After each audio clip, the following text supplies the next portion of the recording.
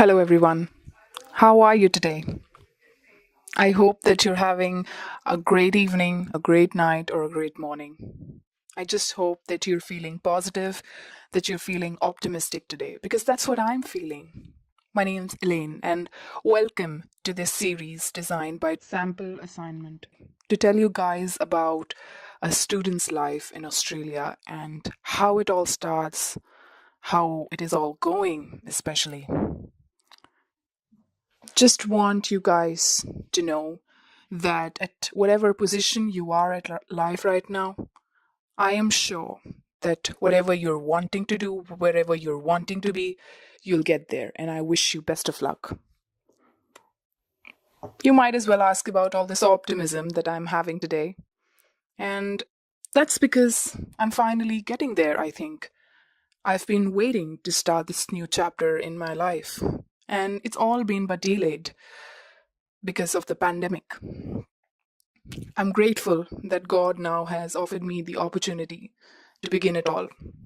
I've been waiting and waiting to be in a country different than mine, to be out of my comfort zone, to begin this new chapter in my life, to explore new places, a new living style, and just experience a different life altogether. Just like you're just waiting for that one big change, for that one thing that can that can change your surroundings, that you're just waiting for that one big thing that can make you experience a different thing. I think that's all. That's the reason why every student who is in an underdeveloped or a developing country dreams to go abroad and study, because we're wanting a change. We think that things will become better if we go to a different place, or if we go to a developed country where there are all kinds of facilities, and that you'll become what we call settled if we go there, and that we're going to have an amazing life, that we're going to utterly enjoy ourselves. To be honest, I'm yet to find out about that. What it's like to live in a different country, what it's like to live in Australia, to experience the life there, to be a student there, to be actually be a part of that community and experience not just the studious environment of your high status university, but to actually be in that local area and experience what it's like to live amongst different kinds of people who do not belong to your nation or your community. I am scared to live away from my family, and I am excited to be a part of a new community. It's sort of, having kind of mixed feelings, because it's something that I've been waiting for. So I am happy to finally be able to get it. But at the same time, I'm nervous because I'll be leaving all sorts of comforts behind. I'll be leaving my room, my home for some time, and just be experiencing a different world altogether.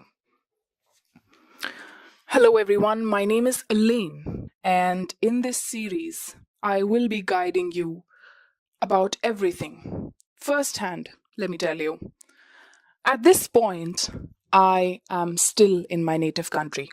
That being said, I am not a native English speaker. And this is for all the students out there who aspire to study abroad and who are still in the process of their application, who don't know what to expect, what to feel. Well, I'm here to guide you through everything. All the good and bad decisions I will make sure that you know of that, so that accordingly you can decide what you want to do. Let me tell you more. At this point, I am not in Australia at the moment. I am in my native country. And I'm just excited, nervous, what will happen in the next moment, what will happen in the next few days. My week 0, which is also called the orientation week at my university and generally in the Australian education system, this week 0 begins on Monday and it's on 28th February. After this week 0 comes the week 1, which will probably begin on the 7th of March for me, and my classes will start. Unfortunately, I will not be able to make to my university when week 0 starts, but I will be there most probably when when my classes begin. So I'm looking forward to it. Well, you ask me why I can't attend my orientation? Well, because honestly, well, Australia took its own sweet time to open the borders, and I've been waiting for long, and I'm just waiting to go there now. So, process is delayed, but I'm grateful that my university has allowed late enrollment, which you can apply for in case you've received your visa late, or in case, things haven't gone along the timeline and you just need more time to reach there. So I'm glad that the university allows me to enter the premises or enroll in my course before 11th of March, but I'll most probably be making there before that, at least 5 days before that. So looking forward to it. This is my current position. I have booked my flight tickets. I am somewhere in between of not finding and finding an accommodation. That's what's happening at the moment. And I'll keep you guys updated of what place I go to, what kind of house I go to. So far and so forth, I've all but been waiting to get there finally. The pandemic delayed a lot of things for me. It delayed my plans. My life became uncertain and it started on a track I didn't even think it would. I started working and started saving up for my education and just stayed positive that, I'll finally get there. And that soon became finally.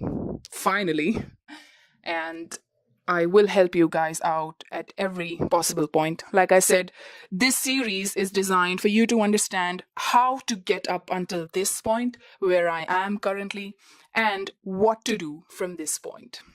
I've made that clear. So I'll help you guys out wherever I can. But at the same time, I want to give you guys a disclaimer that whatever I experienced might be just unique to me and that your case can vary. But I hope that my experience can help you make the right decision in your particular situation. Let's just hope for that.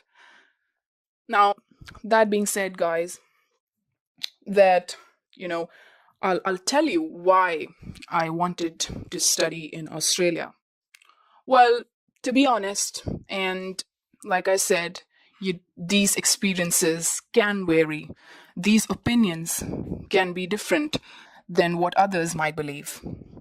My opinions and my views are entirely coming out of my own judgment, experience, thinking, thought processes.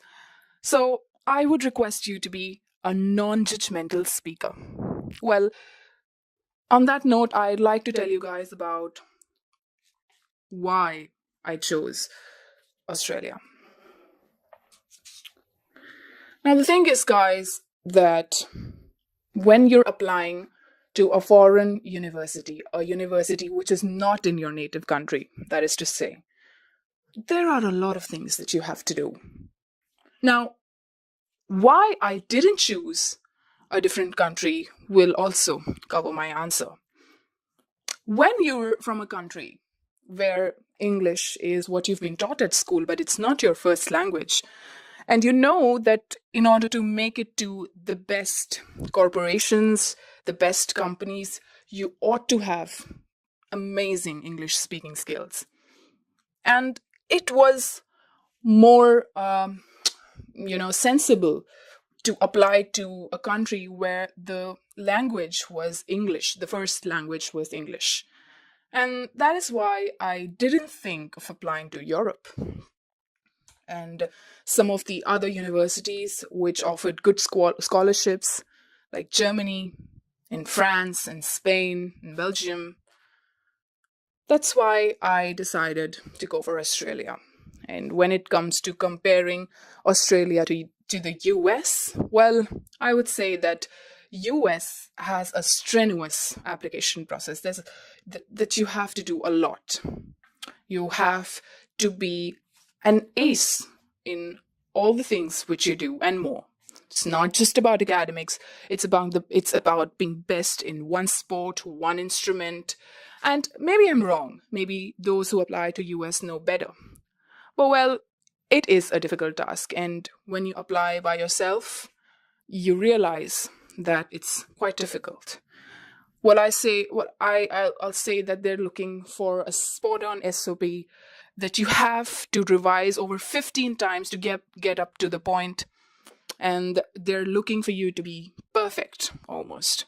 So to say, I'll say that the application process of Australia and the US, when compared, Australia is pretty easier. That's one thing. And I realized that if I had the means, the resources, I thank God for that. I'm grateful to my family that if you have the means and the resources, and you're looking to apply to a university which is not easy to get into, but is a good university with a good reputation.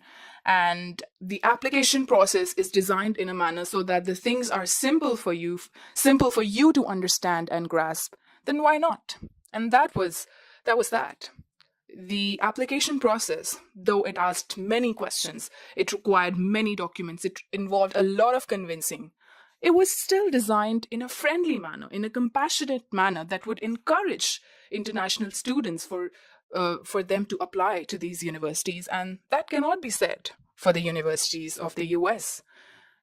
There's a lot of asking around that you'll have to do if you are to apply to a US university. Well, the Australian system is designed that they are inviting you to be a part of their community, to be a part of their education system. And that was that for me.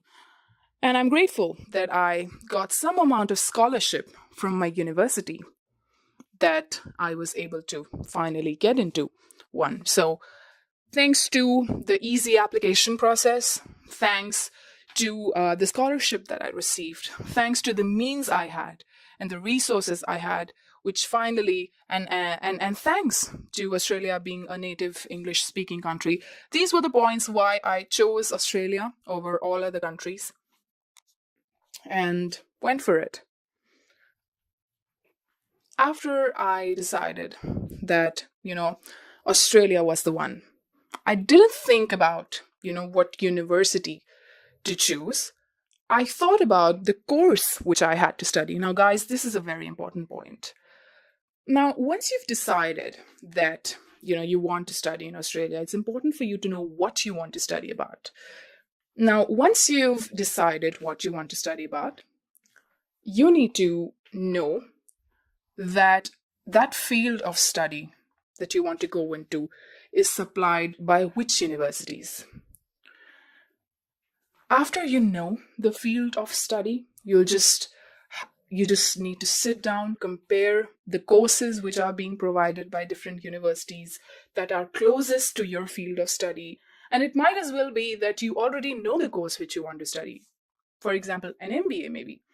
And this MBA is offered by many universities. What you have to do is that you need to compare the courses.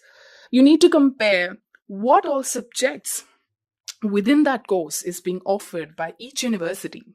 You need to compare those courses. You need to compare the subjects within those courses. What all is it that they'll be teaching you? Will you be interested in those subjects, to study those subjects? And will you be interested in the manner those subjects will be taught? To elaborate on that, let me just give you an example. So people here, for example, let me just take up to universities, University A and B. And these universities are offering masters in data science. Now, one university focuses on providing a Python-based, or rather a coding-based teaching to students when it comes to data science. On the other hand, University B offers a stats-based data science course. Statistical concepts will be more stressed upon when you are analyzing a set of data. So it's your choice how you want to study your course. Do you want a university that employs the style of University A, that is coding based data science, or you want to go for the second university. That's totally up to you. And that's what you have to do when you sit down to compare courses.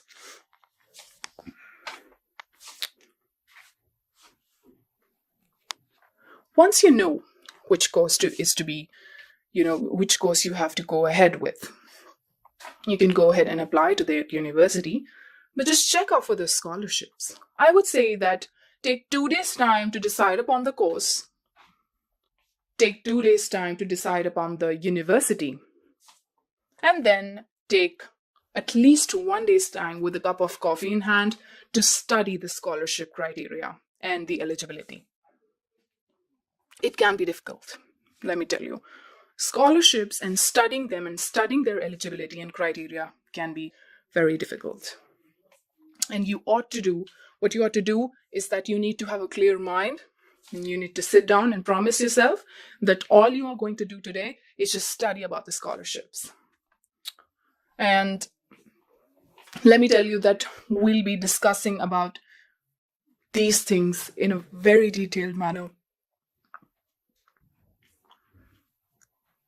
And I assure you guys that in the coming parts, a lot of things will be told about, how you should be selecting the right university.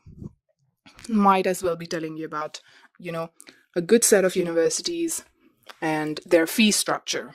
That being said, fee structure is another important criteria when you're selecting a university in Australia. We'll surely provide you more information on this, maybe in the next part or in the upcoming episodes. Now, it's after that you've selected that your university, you apply to your university, you get your offer letter, and then you submit your fee, you get your confirmation of enrollment, you apply for your visa, and then you just simply book your tickets and then just move on to the next chapter in your life. But it's not as simple as it sounds. Trust me, it's a lot of work. Even when you're applying to a country like Australia, where I would say the application process is still simpler as compared to other universities. It is a strenuous task and involves a lot of convincing.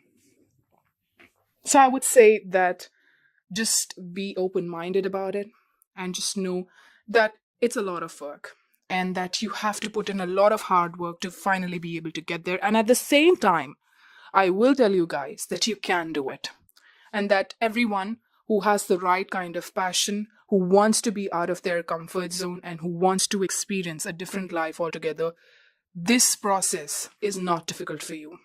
You can do it, and just believe in yourself, have faith in your passion, and just go for it. That's definitely that I will say to you.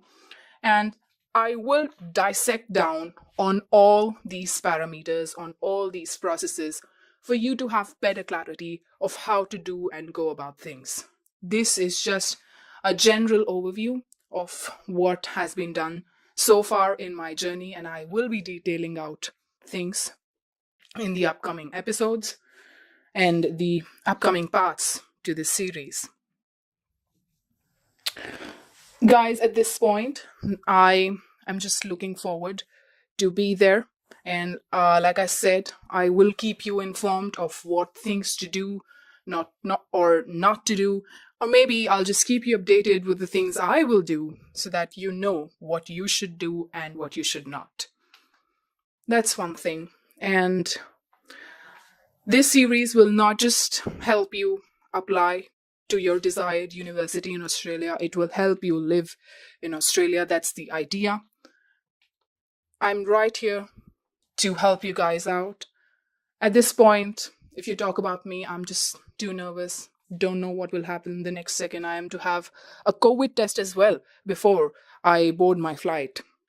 So I'm quite scared at this moment. And because I've waited for it for so long in the last 2 years, I'm just afraid that something might go wrong at any point, and maybe what if I'm not able to make it to my dream? This is my biggest insecurity, my biggest fear. I just hope that things will turn out for the best, And I'm telling this feeling because you might be feeling this right now as an aspiring applicant to a foreign university. And I just want you to know that it's all right to have all kinds of fears, to have all kinds of insecurities. We can make it there. I promise. And for now, I'm going, and let's hope that we are able to discuss about my week 0 very soon, and also about the other aspects of the application procedure.